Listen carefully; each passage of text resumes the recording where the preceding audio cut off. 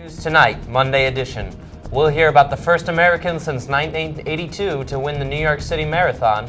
A suspect was arrested today in the fatal shootings of 4 men in North Carolina.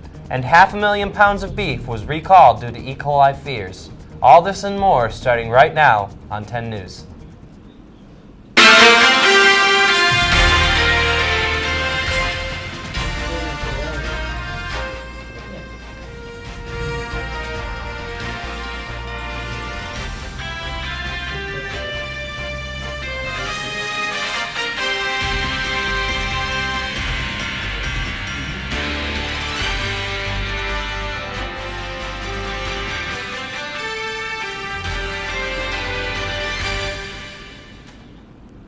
Good evening, Oswego. I'm Keith Rubino. And I'm Stephanie Robusto. Thanks for joining us today. For the first time since 1982, an American man won the New York City Marathon on Sunday. Meb Kalagizi, 34, broke the tape in the 26.2-mile course with a personal best time of 2 hours and 9 minutes and 15 seconds. He won a silver medal at the 2004 Olympics and was the runner-up in the New York Marathon that year. The marathon, which began in 1970 with a mere 127 runners, now hosts 38,000 athletes from around the globe, according to the marathon's website. Known for its diverse, punishing terrain, it's an annual event that spans all 5 of New York City's boroughs. Finishing in the heart of Central Park, Kalagizi will receive $130,000 in prize money. A suspect has been arrested for the murder of 4 men in Mount Airy, North Carolina. Marcos Chavez Gonzalez was arrested earlier today in his hotel room, 40 miles away from where the shooting took place. Investigators continue to follow up on numerous leads, but believe the shooting may have been in retaliation over a female. The investigation has revealed that the suspect, Gonzalez, did know the victims, 2 of which were brothers. Mount Airy police said the shooting may be the largest mass killing in the city's history. 2 years ago, Gonzalez was released from prison after serving time for kidnapping a minor. A voluntary recall was announced today for more than 500,000 pounds of ground beef. Officials say it may be contaminated with bacteria linked to at least 2 deaths. The bacterium can cause bloody diarrhea, dehydration, and kidney failure. Fairbank Farms of Asheville, New York, said the recall was issued Saturday. The recall has taken place in 8 states, but the company said some retailers may have sent the affected beef to other states. Stores affected by the recall include ACME, BJ's, Ford Brothers, Giant Food Stores, Price Chopper, Shaw's, and Trader Joe's.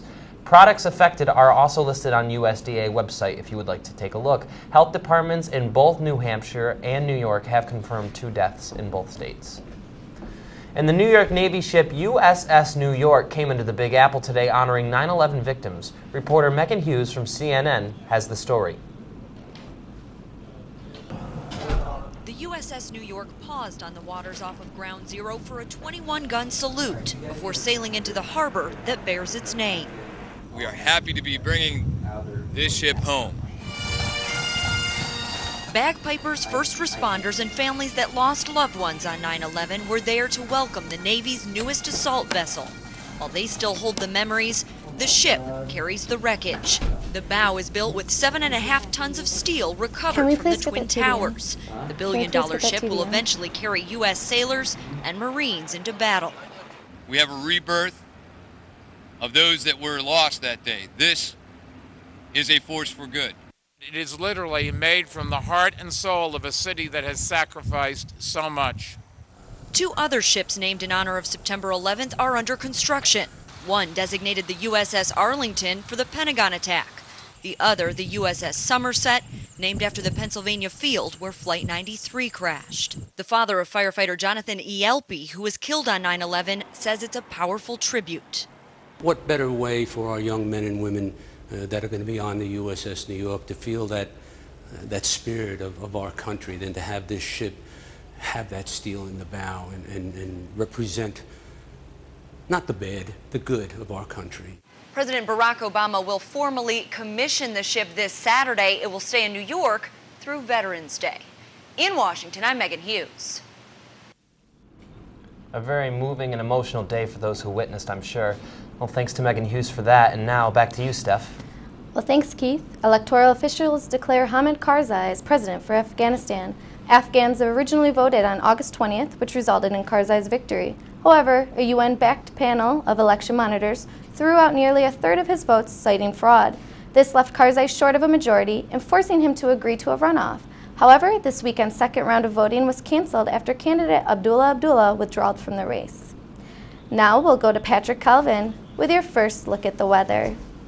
Patrick, can you tell us what's going on today? Good evening, folks. Meteorologist Patrick Calvin here in for Dan Seymour tonight. Let's take a look at your current conditions outside. Right now we're seeing clear skies, 43 degrees, so pretty chilly after heading out. We're seeing a dew point right now of 35, giving us relative humidity of 74%. Our winds are out of the southeast at 3 miles an hour, and our pressure is holding steady at 30.06 inches. As we take a look at the current New York State temperatures, see 53 in the Big Apple, our mild spot, 42 in the state capital, 34 in Glens Falls, our cold spot, 35 in Plattsburgh, and 42 over in Syracuse. As we now take a look at our weather tap radar, we don't really have much going on right now. We do have this disturbance, though, moving across the Great Lakes, and this will be moving into our area later on tonight into tomorrow, and I'll talk more about that later on the program.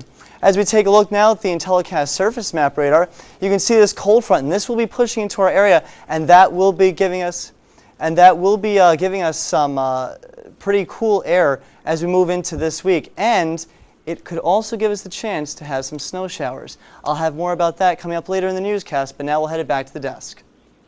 Well, thanks for that, Patrick. Coming up, we'll hear about this past weekend's terror trail that took place on campus.